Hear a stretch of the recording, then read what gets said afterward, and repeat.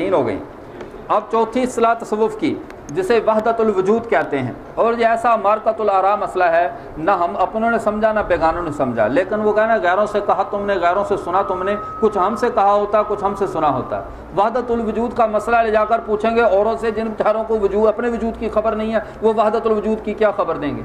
अब वहदतुल शुहूद क्या है, वहदतुल वजूद क्या है, ये तसव्वुफ़ की इस्तिलाहात हैं। अब सालिक जो इस तसव्वुफ़ के रास्ते पर चलता है, अपनी बातनी ततहीर के रास्ते पर चलता है, कभी कभी इस मकाम पर पहुंच जाता है कि उसका दिल एक ऐसा आईना मुसफ़ा हो जाता है, गुनाहों से साफ़ हो जाता है, इतना साफ़ सुथरा शीशा हो जाता है, उसमें सिर्फ इलाही अक्स रह जाता है, रब का अक्स रह जाता है, बाकी सारे अक्स उसके दिल से गायब हो जाते हैं। जब ऐसे मकाम पर सालिक पहुँचता है, वो कहता है वजूद एक ही है, वजूद एक ही है, खुदा का वजूद है, उसे हर तरफ खुदा का वजूद ही नज़र आता है, हर तरफ उसे कहता है ये खुदा है। पंखे को घूमता हुआ देता है, कह रहा खुदा न होता तो ये घूम सकता था, बस खुदा ही खुदा है, हर चीज़ उसकी नज़र से गायब हो जाती है, सिर्फ एक वजूद रहता है, वो एक वजूद का कौल करता है, इसी को कहते हैं ये वहदतुल वजूद है। और ये हकीकत भी है कि अज़ली और हकीकी वजूद तो एक है, और बकिया सारे वजूद मजाजी हैं, पहाड़ हैं, हजर शजर और जितने भी इंसान जिन चरिंद परिंद और खुश्क व तर बहरो बर जो कुछ भी है, ये सारे का सारा मजाजी वजूद रखता है, और हकीकी वजूद सिर्फ खुदा की ज़ात का है।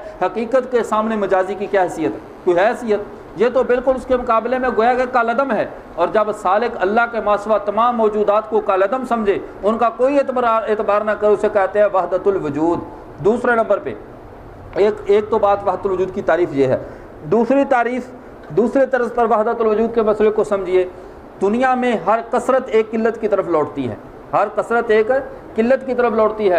आप सारे माशाल्लाह आपकी अगर हाजिरी लगाई जाए तो आप सबका एक एक का नाम लेना पड़ेगा, जैद बकर अमर खालिद फ़लाँ फ़लाँ फ़लाँ, हत्ता के मौलाना इरफान बेरवी, हत्ता के मौलाना इरफान बेरवी, सबका नाम लेना पड़ेगा। लेकिन अगर इसको थोड़ा सा तब्दील कर लिया जाए और सिर्फ इंसान कह दिया जाए तो जितने दुनिया में इंसान हैं, नबी हैं या गैर नबी, नेक हैं या बद, ये सारे के सारे लफ्ज़े इंसान की किल्लत के अंदर वो सारी कसरत सिमट कर आ जाएगी।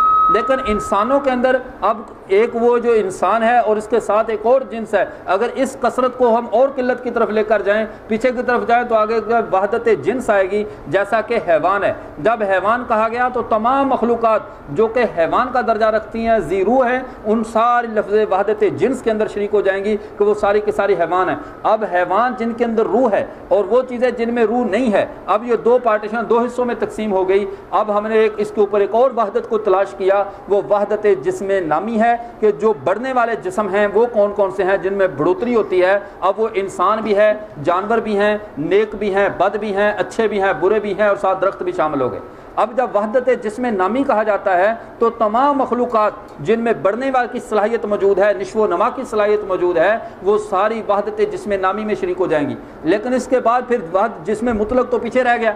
एक आम जो पत्थर है इनमें जिसमें नमूव की सलाहियत तो नहीं है, लेकिन एक ऐसी वहदत अब तलाश करना पड़ेगी जिसके अंदर ये कसरत भी उस वहदत में सिमट जाए। वो वहदत क्या है? वो वहदत जिस्म मुतलक, कि जो चीज़ भी जिस्म रखती है, चाहे इंसान है, चाहे पहाड़ है, चाहे भैंस है, चाहे गधा है, अब जिस्म मुतलक जिस्म रखने में सारे बराबर हैं।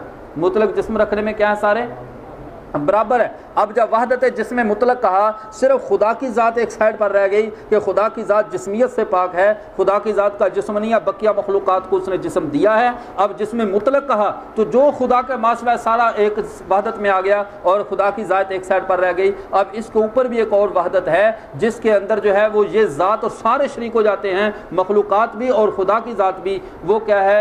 वहदतुल वजूद। वजूद क्या? जो जो चीज़ें वजूद रखती हैं, खुदा का वजूद भी है, मखलूक़ात का वजूद भी है, ये सारे की सारी इस लफ्ज़ी वहदत के अंदर कि वहदतुल वजूद, जो जो चीज़ें वजूद रखती हैं सारे लफ्ज़ वहदतुल वजूद में शरीक है। इस पर फिर गैर मुक़ल्लिदीन चीख उठते हैं, तुमने मखलूक़ात को खुदा का शरीक कर दिया। हम कहते हैं ये लफ्ज़ी मुशारकत है, हकीकी मुशारकत नहीं है। खुदा की ज़ात, खुदा का वजूद हकीकी है, बकिया मखलूक़ात का वजूद फ़ानी और फ़ना होने वाला है, जिसका होना ना होना बराबर है, वो हादिस है। और एक हादिस और फ़ना हो जाने वाली चीज़ का वजूद हकीकी के सामने क्या हैसियत है? ये तो एक लफ्ज़ी मुशारकत है कि लफ्ज़ी तौर पर जो जो चीज़ें वजूद रखती हैं वो लफ्ज़ वहदतुल वजूद में जमा हो गई। एक माना तो ये था, लेकिन एक तीसरा माना है, तीसरा तरीका है। हिंदुओं का अकीदा है हमा ओस, हर चीज़ खुदा है। हर चीज़ क्या है? उन्हें भेड़ बकरी में भी खुदा नज़र आता है, انہیں پرندوں حجر و شجر میں بھی خدا نظر آتا ہے, انہیں ہر چیز میں خدا نظر آتا ہے. ڈاکٹر علامہ محمد اقبال جو شاعر مشرق ہیں, جب وہ لندن کے اندر گئے تو ان سے اس مسئلے پر سوال کیا گیا کہ ہندوؤں کا عقیدہ ہمہ اوست ہے اور تمہارا عقیدہ وحدت الوجود ہے, اس میں کیا فرق ہے؟ علامہ اقبال نے فرمایا ہمہ اوست کا مطلب ہے ہر چیز خدا ہے, ہمارا عقیدہ یہ ہے کہ ہمہ از اوست, ہر چیز اس کی طرف سے ہے, ہر چیز اس کی طرف سے کہنا یہ وحدت الوجود ہمہ از اوست کا نظریہ ہے, جس کو دوسرے لفظوں میں یوں کہہ لیے, ایک ہے وحدت الوجود اور اصل لفظ ہے الوحدت ما بہ الوجود, الوحدت ما بہ جس کے ساتھ کائنات کو وجود ملا ہے, ہر چیز کو وجود ملا ہے, وہ ایک ہستی ہے اور وہ ہستی خدا کی ہے. وہ ہستی کس کی ہے؟ یہ مسئلہ اور یہ صوفیہ کی ایک اصطلاح ہے, اور ان کے یعنی وقتی طور پر جو ان کے ایک اشتغال ہوتا ہے, یہ کوئی عقیدے کا مسئلہ نہیں ہے, لیکن غیر مقلدین اس کو عقیدے کی سطح پر لا کر پیش کرتے ہیں. اگر اس سطح پر بھی لائیں, اس کو عقیدہ ہی بنا کر پیش کرے تب بھی ٹھیک ہے. اللہ نے خود کہا قل هو اللہ احد, احد کا مطلب کیا ہوتا ہے؟ جس کے بعد اسنان کا تصور نہ ہو, اگلے گنتی کا تصور, واحد کے بعد اسنان ثلاث کا تصور رہتا ہے, لیکن احد کے بعد کوئی عدد متصور نہیں ہوتا. خدا کی ذات وہ ایک ہے, وہ اس کے وجود کے اندر ایسی وحدت ہے کہ جس کے ساتھ اور کوئی تصور نہیں ہے, اسی کو وحدت الوجود